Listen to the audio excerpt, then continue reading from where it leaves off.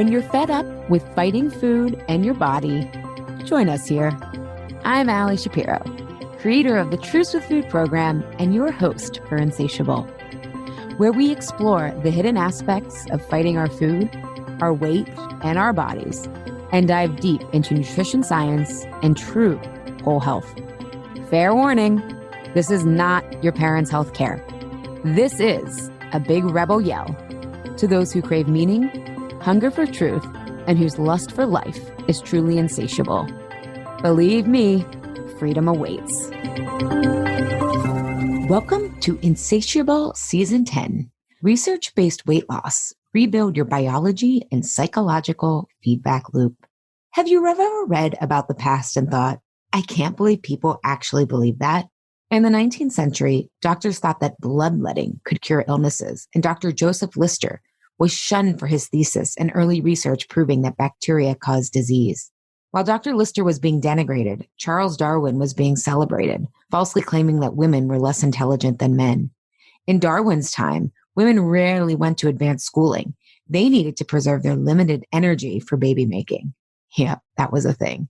The 20th century wasn't immune from junk science and outrageous claims. Domino's Sugar advertised a sugar diet as a way to lose weight, touting that it had less calories per gram than fat. Cigarettes were also marketed as healthy. It sounds laughable to most of us now, but only because brave, curious thinkers were willing to question, test, and disprove the status quo in limited thinking. In Season 10 of Insatiable, research-based weight loss, rebuild your biology and psychological feedback loop, we'll explore emerging research and viewpoints, now on the periphery, that will make the current mainstream thinking of weight loss as willpower and calorie cutting look just as misguided as soothing babies and colds with morphine syrup, which, yes, was a medically endorsed thing in the Victorian era. We will explore how taking the steps towards weight loss individually and societally can be a form of resistance against the toxicity and industrialization of our food supply. We'll question the convenience of telling women that weight loss is giving in to the patriarchy and male gaze, and how this silences deeper questioning about why we all have gained so much weight and what other consequences come with this physically and mentally.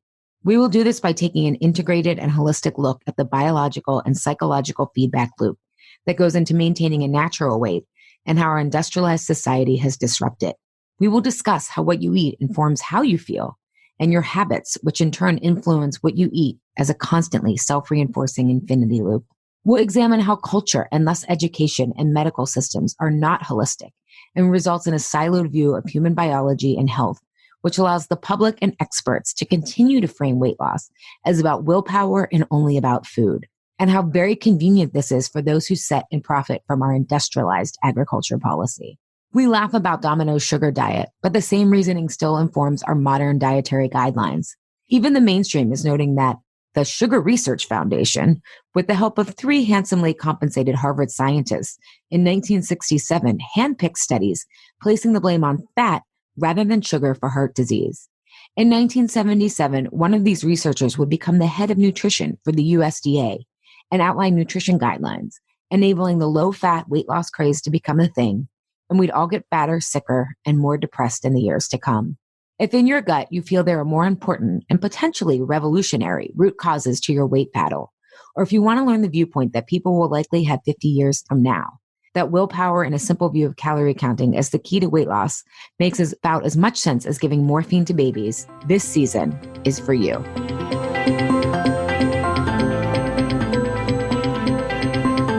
Welcome to Season 10, Episode 1 of Insatiable, the 6 freedoms of sustainable weight loss.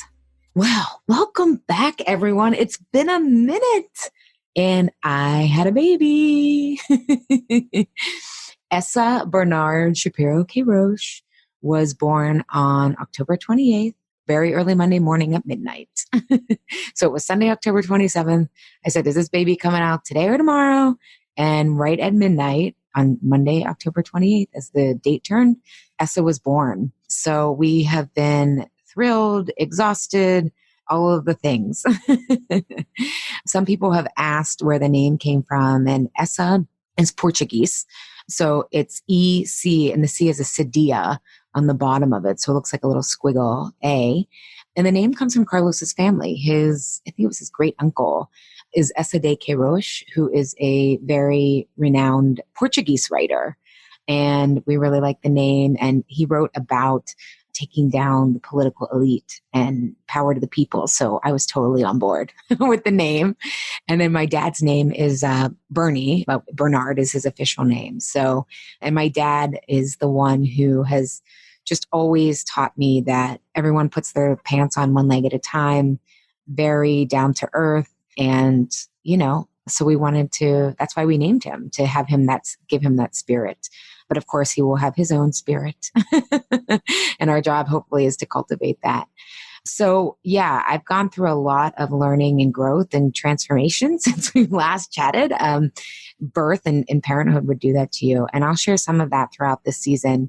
And then I'm figuring out how to share what will be helpful to you. Obviously, there's so much to say, from how I ate and drank to sustain myself through unmedicated labor and birth, to how I made my experience so empowering, even though I had to end up giving birth in a hospital, not the midwife center like I had planned. And I know people say make a birth plan and then laugh at it. However, I got a lot of what I wanted. And so I want to talk about, whether it's in birth or in life, advocating for our choices, which feels like control, because when we don't feel like we have choice, we often eat. And how I had to advocate for myself and trust my choices during some important health decisions. And I made very counterculture decisions that I believed were right for me and our family, and how I did that. Because it can be really hard. And birth is a very high risk business, high risk field. And so there's a lot of treatment that happens to take care of the least common denominator. And navigating that can be hard. So I want to talk about that. And also the fourth trimester being really hard. I've been through cancer, depression, owning and growing a business without, family money, infertility, and unmedicated childbirth. So that's all to say is I've been through some stuff in my life. But those first 6 weeks of parenthood made me doubt myself in a way, am I cut out for this? And it was really, really hard. And as I'm recording this, we're just about in week 10, and it already feels different. It's still hard. The sleep deprivation is trying to build my capacity for that. And then, of course, raising a tiny human who doesn't talk and trying to figure out their needs and find their patterns is kind of a losing battle, but you try. So I want to share all of that, but, separate from this season. But I also just wanted to give you a little bit of an update. I've obviously been sharing some on social media, but not the whole birth story or the whole, kit and caboodle? I don't know. The whole kitchen sink, if we're going to use a food metaphor. But I do want to just thank, I got so many direct messages and Facebook encouragement from listeners and clients when I shared about some of the really challenging times I was having, and including some of my other mom friends. I had to apologize to them when they were checking in on me. I'm I was such a shitty friend. I had no idea how hard it was when you first had a newborn. And they were like, don't worry, you don't know until you know. And then our listeners and the clients who have been, so supportive of me, I just want to thank you. It really, one of our core needs is to be witnessed, not for anyone to solve it, but just to say, hey, I get you and you're not alone. And we have such an amazing community of listeners. And I want to thank you all for your support. So that's the update, personal update. And now we're going to switch gears to today's episode. So for those of you familiar with my work, you know that my approach views weight loss as a side effect of balancing your body with the right foods for you, i.e. there isn't one way of eating that works for everyone, and addressing the emotional reasons we fall off track by, over time, rewriting our story to one that uncovers our own agency, so independent choices, and resets our internal sense of safety and therefore our nervous system's fight or flight response. This changes the way we view the world and how we react, which translates to new, healthier worldviews, habits, and actions, including those around food and weight. So food and weight is the entry point, and it becomes much bigger than that. This approach unlocks options and freedoms that you didn't know were possible in your life and around food. In this Insatiable season, I'm going to go deeper into the 6 food freedoms unlocked by the Truce with Food process, based on the 6 most common ways that clients and listeners say their weight obsession has handcuffed them. I'll delve into research behind why this 2-pronged approach heals these, along with client success stories. To introduce this approach and orient you for the season, I'm going to use this episode 1 as an overview of all 6 food freedoms, using my story as an example, and probably a lot of details that you haven't heard before. Before we get into it, I do want to mention, if you are actively being treated for an eating disorder, it's important to follow your treatment plan. This season applies to people who may have disordered eating, but don't currently have diagnosable eating disorders, nor are they in treatment for them. So if you are in treatment for an eating disorder, this season can give you some emotional insights, but please discuss those with those supporting your recovery. However, I suggest ignoring the food piece of what is discussed as it may interfere with your recovery. Okay, so to frame this season in this episode, we first need to talk about addiction and trauma and how these are all normalized by our food supply and modern life to unhealthy ends. When we think about addiction, we think alcohol, drugs, and cigarettes, right? They're kind of the first thing that comes to mind. But our industrialized processed food supply sets us all up for a chemical dependency and an addictive reaction to food. Research in rats has shown sugar to be more addictive than crack cocaine. And sugar and simple starches and carbohydrates that our bodies process like sugar comprise the bulk of our processed everyday food supply.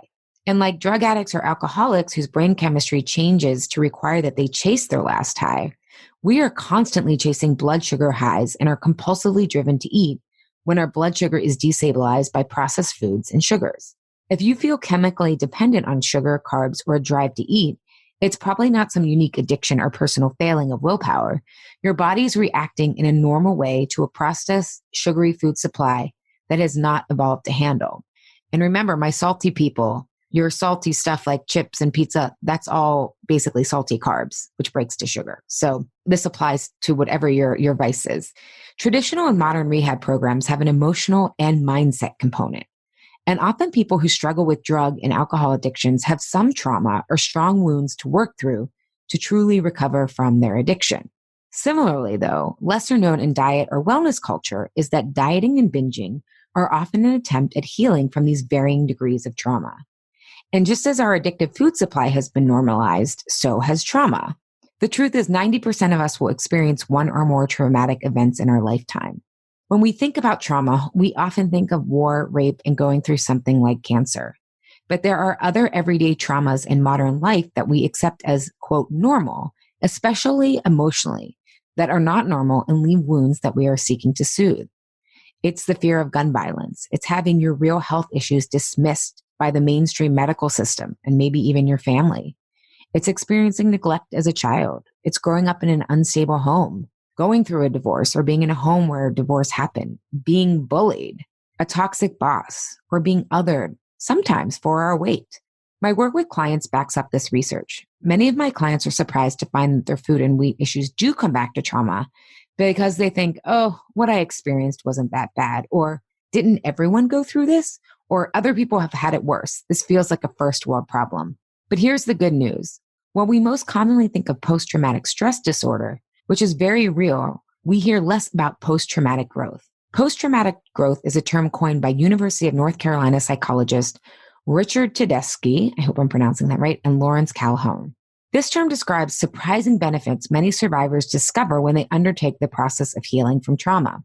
They found growth in 5 main areas: personal strength, deeper relationships with others, new perspectives on life, appreciation of life, and spirituality. As many as 90% of survivors from all walks of life report at least one aspect of growth. So bringing this all back to weight loss, I found that losing weight was one of the most empowering experiences of my life because it was how I addressed and healed the root causes of why I was binging. Like my clients, while we believed weight loss was the answer, what was driving us to eat and diet had very little to do with food. As a recap for those familiar and an overview for those just joining now, before getting pregnant, I had lost and kept off 25 pounds and stopped obsessing over food and my weight after 18 years of chronic dieting. As I got older, I actually got healthier as I continued to rebuild and strengthen my physical and psychological feedback loop, which had been broken by our industrialized food system, cancer and chemo for childhood cancer, and subsequent medicines like antidepressants, Accutane, and antibiotics that were used to patch the symptoms, not fix the root causes. I did this through better food and lifestyle choices that I was able to adopt and sustain as I healed my past psychological trauma. What I didn't realize at the time when I gave up dieting 17 years ago and focused on understanding my body and root causes of why I binged, I was actually setting out on a path of post-traumatic growth from cancer. I hope this season will give you more of a map of how to plan your weight loss goals in a different way, one that facilitates post-traumatic growth and empowers you by turning your food and weight pain into part of your purpose, as mine did. And that purpose doesn't necessarily mean you're going to be in the health and wellness field. It just means that where our pain is where our special sauce is as well. So for more about my experiences that will frame this episode, I always thought my weight story started at Weight Watchers at 11 years old, but it actually started when I was about 6. So I was doing gymnastics in my neighbor's yard, who was my friend, and they had just had chemicals sprayed on their lawn. I'm sure some of it was Roundup, that what we know now is so toxic, but we were rolling around in it. And I sucked my fingers when I was 6 years old. So not only was I exposed to it externally, but then I came home and probably sucked my fingers and ingested it. Well, the next day I woke up with a horrible rash. My parents took me to the doctors because anytime I would go out in the sun, I would itch uncontrollably. And it's pretty scary when your kid breaks out in a rash. Well, the doctors didn't know what caused it, and it basically went away after 2 weeks on its own. And I had to do this Aveeno oatmeal bath and just live in it for 2 weeks. And what I didn't know at the time is that's part of the reason I started to begin gaining weight. When you have toxicity from environmental exposures, or because your body can't naturally detox on its own, you store your toxins in fatty tissues. And so that was actually what caused my original weight gain. And I thought because I had such a sweet tooth and I love sugar, that it was actually a failing on my part. And then I got bullied in 5th grade, and all the popular girls were skinny, right? And the magazines told me they were probably popular because they were skinny. And then it was either that year or in 3rd grade. I can't remember. I remember being called fat on the bus. And I just knew that was wrong because of our fat phobic culture, right? We don't even need to know about that. And being called fat on the bus wasn't traumatic, but being bullying was. And I just can't believe how much of my own trauma came back to being bullied. And that is for many of my clients, it's the same thing because of, as we'll discuss in this season, how important belonging is to our health. And, also, if you've listened to this podcast, I have an amazing family and grew up very privileged that way. And yet my dad was actually the one in our family he grew up in a very traumatic environment, who had issues with sugar himself and was always watching his weight and would say things like, "I'm running from the fat man," right? So even though he was never directing any of this at me, I picked up on what he was saying, which was a microcosm of what our culture was saying, right? Our parents learned from the culture at large. So all of this is going on, right? So this is how I end up being taken to Weight Watchers at age 11. Because after being bullied, I started to eat in private when I would come home from school from being so ostracized.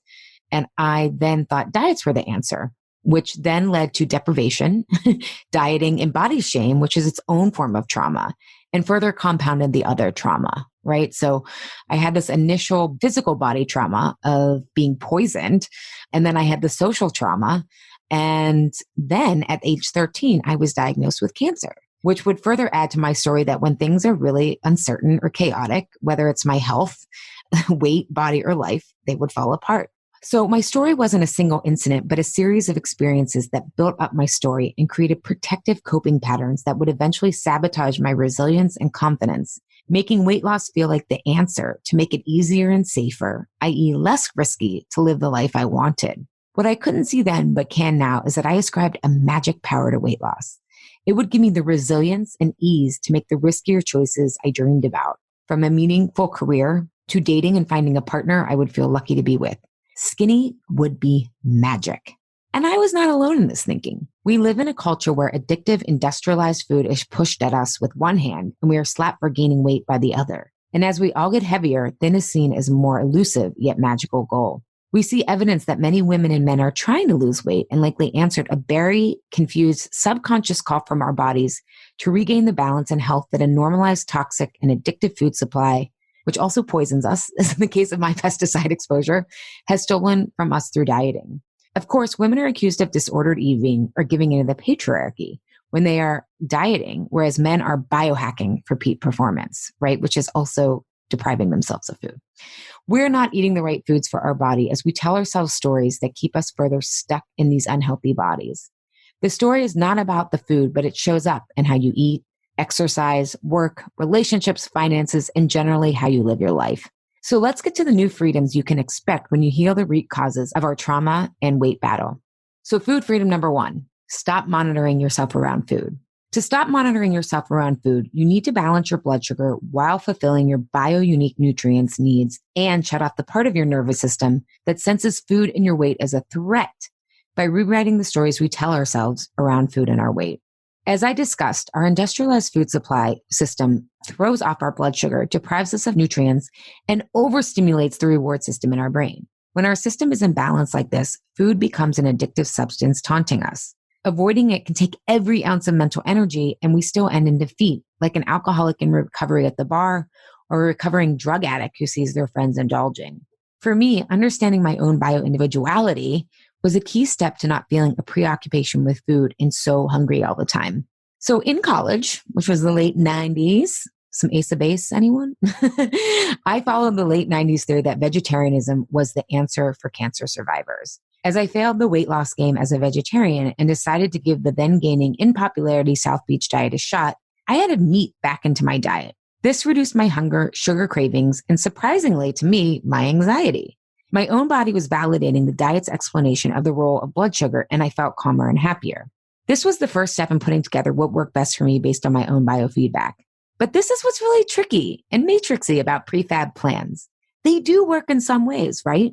South Beach was foundational piece in understanding my blood sugar, but like many simple diet answers, it lacks context, nuance, and knowledge of bioindividuality. So I was being overfed but malnourished as a vegetarian, which made me more anxious and more likely to fall off the prescribed diet plan as my body continued to seek true nourishment, all in the wrong places. Our autonomic nervous system, which is we think of as our fight or flight systems, recognized famine or modern day chronic hunger as a threat if it doesn't receive the right nutrients. Still, I did come to realize that my balanced blood sugar created a self-reinforcing feel-good cycle that made me more able to resist sugar than the knowledge that cancer, my biggest fear, fed on sugar. As I completed my master's degree and further studied adult development theory and research, I learned how important this is from an emotional and nervous system standpoint. We monitor ourselves and the world around us when we feel under threat. It's a natural and important safety mechanism when it's not overused. For instance, we know that fire and heat can keep us alive and cook our food, but it can also hurt us. This is why we use caution around fire and smoke. But if you left a building every time you heard a heat vent blow warm air, or were triggered by a car or building exhaust pipes and other instances of warmth and fire, you'd have a pretty stressful life and your nervous system would be fried.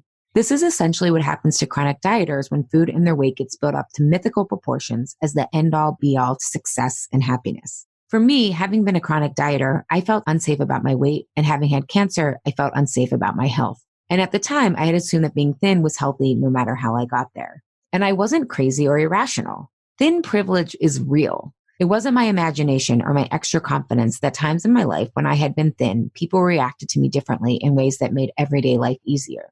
Still, it wasn't the absolute winning lottery ticket that I had made it in my head. With my blood sugar more balanced, I may not have been driven to the plate of cookies in the break room at work at 3 p.m. like a junkie, but I still found myself engaged in what I call existential eating in the evening when I knew my corporate job wasn't a good fit. I vacillated between boredom, overwhelm, and questioning the meaning of it. I felt trapped in a job that wasn't the right fit, that I didn't know how to get out of, nor did I know what I really wanted to do. And I needed to find something to maintain my income and health insurance benefits that I needed to survive. Try getting health insurance as a cancer survivor before the Affordable Care Act. Very, very difficult. This binary choice I had built up in my head of corporate job or poverty and no health insurance was actually yet another symptom of the black and white thinking that was making me an emotional eater. I needed to explore the root cause of this belief system and slowly build, test, and validate a new story to truly feel safe, in control, and empowered. This would ultimately calm down my fight or flight response and make me view food and my diet in a different way, more in line with how I learned to view the rest of the world. In this season's episode, we will discuss the physical and emotional safety requirements we need to feel safe so we can stop monitoring ourselves around food, our weight, and our life. Food freedom number 2. Feel in control, not controlled by food. To feel in control, you need to realize you have and can make choices and experiment with these choices to find what is best for your body and life. This is backed by research in adult development theory that finds adults have a deep need to be self-directed, to learn and execute. And this is also yet another place where prefab diets fall very short. I learned from my own experience what my study of adult development theory later validated. I realized other people telling me what to do around food, whether it was diets or even Janine Roth, who I love. But her 9 tenets, like eat sitting down, made me want to rebel. And when intuitive folks gave me permission to just eat the cookie, I would often feel like shit, and I didn't want to feel like shit. To be self-directed, also known as in choice around food, I had to start connecting what I ate, not to if it was good or bad by staying within my points, a lot of calories, or if I was losing weight, but more, did I feel good or bad? Specifically, what was happening with my cravings or moods? This was such a challenge because my mood was so clouded by what the scale said and ideas about good and bad.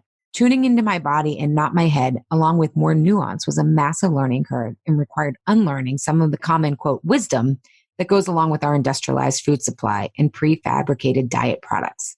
Thought I was eating healthy, but realized most of my foods were packaged. I would do low-fat yogurt, which is processed, even the plain, right? They're taking fat out of it. I would do the salad bar at work, but it turns out those dressings were full of sugar and hydrogenated vegetable oils. I would eat Weight Watchers and South Beach desserts thinking I was being good when I looked and they were actually full of chemicals and sugar. I had to learn how to cook. Eating mostly whole foods about 80% of the time really changed my life. I felt so much more satisfied, cleared up most of my physical cravings and mood and energy crashes. I felt more in control of food because I was choosing to do this simply because it made my life easier. I can now get through the whole morning without being hungry. I didn't have to try and push lunch back. I didn't need a 10:30 or 3 p.m. snack. No book could have known or anyone else's unique needs and taught us this. The challenge with choice is we often don't know what other choices we have because we are measuring the wrong things. My story was also showing up in how I exercised. I discovered through a real haphazard process because, again, I didn't have a map of how to efficiently rewrite my story, that for me to really want to exercise, it had to give me energy back, boost my mood, and be easy to integrate in my life, not a calorie burn. I had only been doing exercise like lots of cardio or something that had to be at least a 300 calorie burn because in my mind, that's only when it counted. In my work with clients, we experiment to see if it's safe to choose differently and when our story isn't true. For example, I, like many of my clients, find that when we go for gentler or less rigid exercise choices, we don't gain weight and we overeat less, i.e. things don't fall apart, right? Many of us actually overeat because we reward ourselves for working out. I just laugh because I did that all the time. And research shows that we overestimate how much we've burned and we underestimate how much we've eaten. So by making exercise work for us, it doesn't have to feel like we deserve something because we did it. The exercise itself is the reward. We'll dive deeper into swapping out control for choice and how to see the choices you probably don't realize you have in this episode. What is your option C that you might not know is available to you? Okay, before we get to Food Freedom 3 through 6, we are going to take a break to hear a word from our sponsor. Do you want to get to the root cause of why you fight food and struggle with your weight? Do you want to figure out what foods work best for you and rewrite the story that causes you to fall off track with your eating? Do you want to feel in control of food with more freedom and fewer rules? If so, my annual flagship Truce with Food program is tailor-made for you. In this boutique, small group experience, you have the best of both worlds. My individualized attention and the accelerated learning curve that comes from growing and learning with others. So you can put yourself on a track to a sustainable, healthy weight for you. To learn more, including hearing client stories and why they consider this program life-saving and life-changing, visit alishapiro.com/truce with food. And for our 2020 group, use the coupon code EARLYBIRD to save $500 if you register by Monday, February 17th. Registration opens Monday, February 10th. Hope to see as many Insatiable listeners there. Okay, welcome back. So we just went over the first 2 food freedoms. Now Food Freedom 3, redefine self-acceptance. Accepting and taking responsibility for your true emotional and physical needs is what will truly make you happy, not trying to accept a body that has been made sick by an addictive industrialized food supply. I used to think self-acceptance meant resignation. I needed to accept that I love food and love my unwell body that came with it. I thought if I truly owned this, I could be happy. But I never was. And I learned that unfulfillment of this was about much more than wanting to look a certain way. For weight loss to be empowering, self-acceptance has to mean radical responsibility. It means looking at the habits we think are just who we are as symptoms. It means resisting the normalization of an industrialized food supply and advocating for yourself and undertaking the responsibility to learn what foods do and don't work for your body. For me on my journey, I had to accept and take responsibility that I am gluten intolerant. In this episode, we'll dive into research about what to test to see if you need to cut or reduce certain things in your diet. For me, my uncertainty story showed up big time with being gluten-free around relationships. Every time I had to advocate for myself, would the waiter think I was being difficult? Because remember, this was, oh my God, 15 years ago when being gluten-free wasn't a thing, right? So people were like, what is gluten, right? So it's a different time and age. So then, if I told friends, would they think this was another fad I was trying again and then was going to fail at? And at the time, I was really new to dating Carlos, and I knew that I was being inconsistent. Sometimes I would order the gluten, sometimes I wouldn't, because it took me 9 months to go gluten-free because the restriction was causing so much binging. And I was wondering, is she telling the truth? And valuing the truth and integrity is so important to me. I would feel timid and afraid of the judgment. And if people didn't like me, things would fall apart, right? Would help me accept that I had to be gluten-free was sharing more with Carlos about my disordered eating history. Never had an eating disorder, but definitely binging and emotional eating for me was very disordered. And I had explained these issues and how going gluten-free was a process for me and that I was trying. I was very uncertain with how he would act because it was still a new relationship at the time, right? Part of what he says he loves about me is my confidence. And obviously this was not a very confident side of me. It was pretty messy. And I didn't want to be that high maintenance girl, right? Because at the time, what I thought of as people having needs, I just assumed that was high maintenance, but it wasn't. But that was my fear at the time. So acceptance helps when we accept we have needs and are allowed to have needs and aren't needy because of it. And we have others who support us with those needs. Carlos was so supportive, and having the safety in that relationship made it easier for me to advocate on my own, right? It's like when you have someone else who's going to be there for you.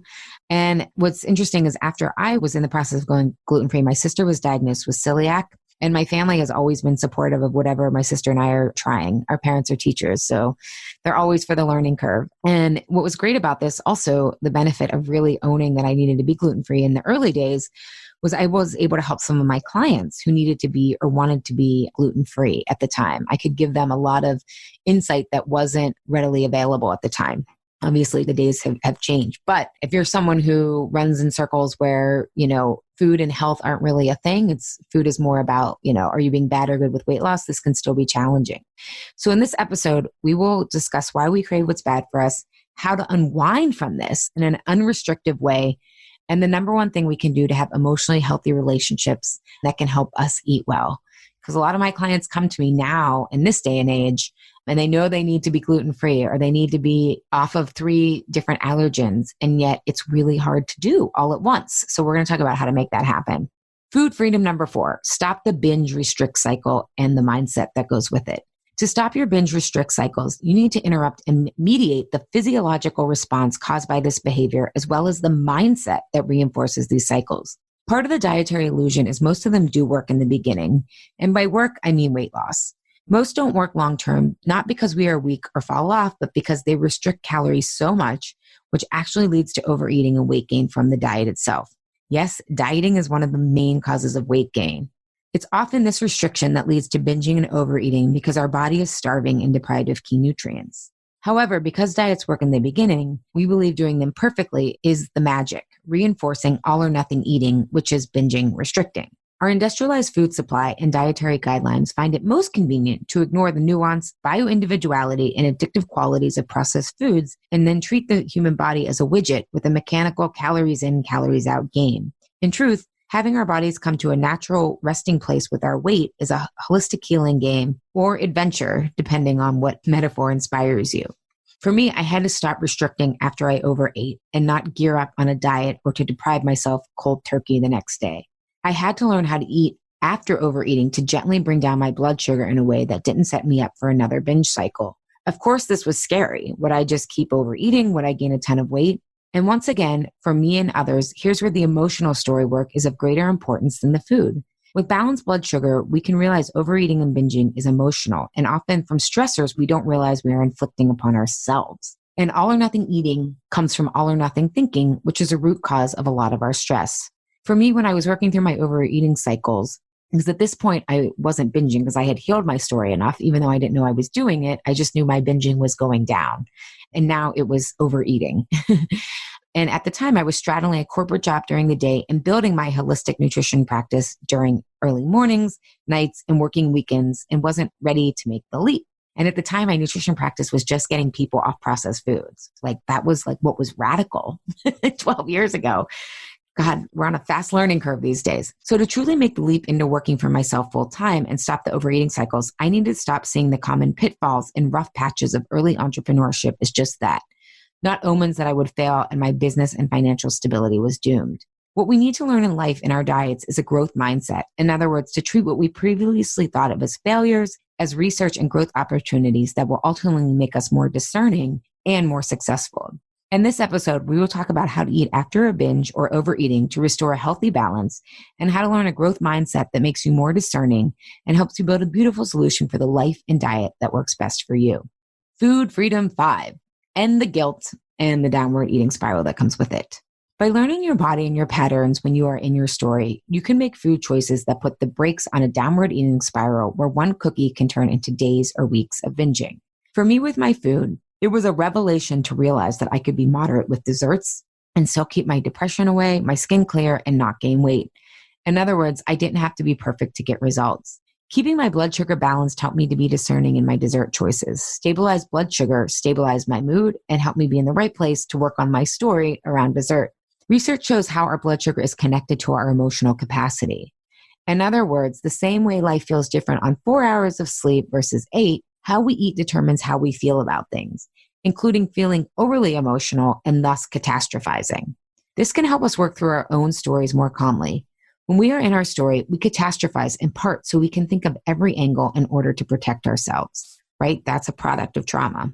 I was judging each meal or day, and it was the judgment or story about things falling apart, i.e., you'll want to keep eating, you love the taste too much. These were all the thoughts my story was generating, rather than understanding trends, including what amount of dessert would derail me, what kind, and when I was eating out of my story instead of genuinely wanting dessert. In this episode, I'll go into more detail on how I and my clients have worked on our blood sugar and story around the dessert tray and chips. I will detail how I learned to look at eating dessert as research and build discernment around my choices here. I learned that higher fat content desserts work best for me, and the first few bites were the most satisfying, which was a key piece of the puzzle. Yes, choosing ice cream instead of frozen yogurt was the healthy choice. You're going to love this episode. In this episode, we'll get further into research as well as my own and client examples of what food choices can keep us more emotionally stable so we can prevent catastrophizing food and life choices and enjoy the foods we want in moderation. And our last food freedom, number 6, stop feeling like a sugar junkie. Yes, sugar rehab is a thing. Throughout this episode of my approach, I may sound like a broken record, but as we know, sugar is a drug, and like most addictions, there is a chemical and emotional element that is keeping us addicted. By going through your own mini sugar rehab, you can detox from the chemical dependency of sugar and learn how to understand and heal the root cause that is driving you to numb your pain with sugar. For me, I used to think I loved sugar more than anyone else. I thought I was someone who couldn't eat just one cookie. Also, as I discussed throughout this episode, and a pillar of my approach generally is how you do one thing is how you do everything. How we view food is how we view the world. Not surprising, for me as a self-proclaimed sugar addict, my relationship to sugar changed as my relationship to food changed. As I got to an advanced point in my healing, my trauma and binging, I was eating rather well. My physical sugar cravings had disappeared as I learned the right foods for me and balanced my blood sugar and micronutrient needs. Still, sugar was an emotional siren I couldn't refuse. I still look forward to it at holidays, during celebrations, on vacation, weekends, all the times I had to relax and unwind. One key learning at this stage of my journey was a revelation that the more sugar I ate, the more I wanted. And a lot of my, quote, health foods had a lot of hidden sugars that were making me more susceptible to the sugar siren. I had to work on the tactics of educating myself what foods had hidden sugars or appeared healthy, but also made a few dietary tweaks to help my sweet tooth. I'll go into these further in this season's episode. Still, even with balanced blood sugar, my story loomed large in how I viewed sugar. I had to understand that my need for sugar was the symptom, not the root cause problem when I was feeling anxious, which was code for my uncertainty story being active. While I didn't consistently feel anxious, there were periods and moments when I did. Sugar numbed my anxiety and made me on high alert, which I felt I needed when my story was active. What I discovered is I would be anxious when I felt I was falling behind in building my business compared to my peers. And then my old story that I thought I had rebuilt would appear for an encore. If I was behind in my business, I would fall apart financially. Being out of the corporate world for years now, I was unemployable on the general market, and now I had student loans from grad school. younger Allie, she was so naive, and yet I love her. At the time in my market, the wellness world, there seemed to be two camps of people getting ahead. There was the girlfriend advice that told you to take a bubble bath or otherwise indulge and pamper yourself. Or people were growing followings and selling recipes and recipe booklets and cleanses that went with that recipe. And both of these, again, aren't right or wrong. They just, neither camp resonated with me or seemed to fix what I knew to be the true problem. And again, how I view things. I'm not saying these are right or wrong, but how I was understanding things. And all my clients know I genuinely hate recipes. Like, I hate finding them. I hate writing down the foods I need. I hate having to go grocery shopping with the list. Like, the whole thing, I just hate recipes. But that's another tangent and podcast. Some people love them, but I do not like them. But still, it was hard not to compare myself to success, the shiny objects of the moment we're experiencing, right? So these people were getting ahead. It appeared like everything was perfect and easy for them, right? Which is kind of what, when we still think weight loss is magic, that's what we do to people who are thin. It's like, oh, this is magical. But for me, I had to welcome the parts of me that felt uncool so I could first belong to my whole self. This forced me to get clear on what was important to me. And I discovered depth, truth, and freedom, and accept the big risks and work it would take to honor my values. In the end, accepting this and doing this work allowed me to experiment with and ultimately create channels and offerings that connected with people on my wavelength. And I was able to accept the work that I still had to do on my story and my business to make it mesh with my true values. I just didn't need sugar in the same way to relax and unwind. Because, to use a food pun, which we use a lot around here, my days were sweeter.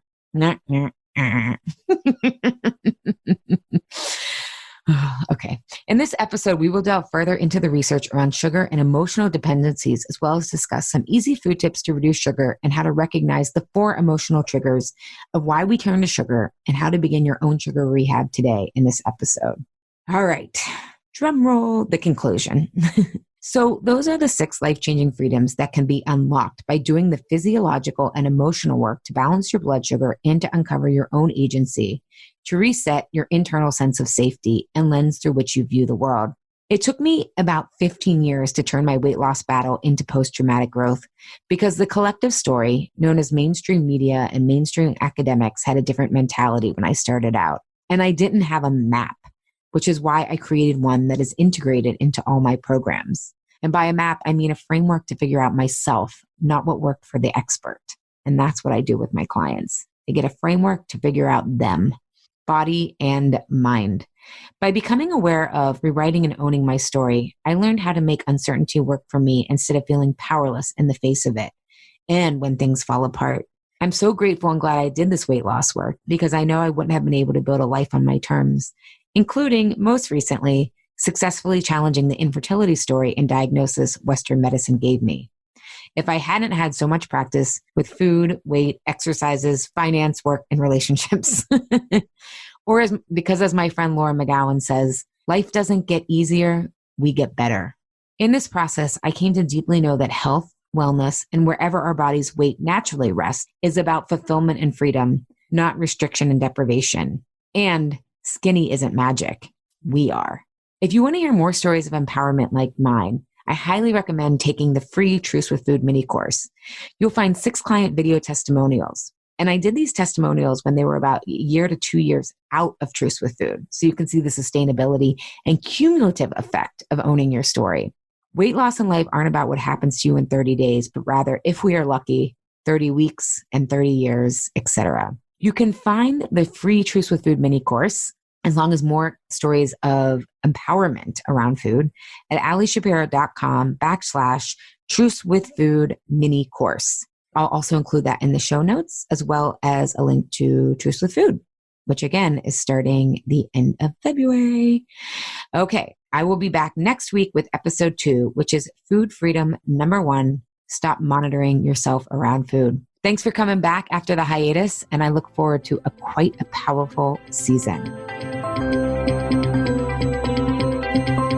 Thank you, Health Rebels, for tuning in today. Have a reaction, question, or want the transcript from today's episode?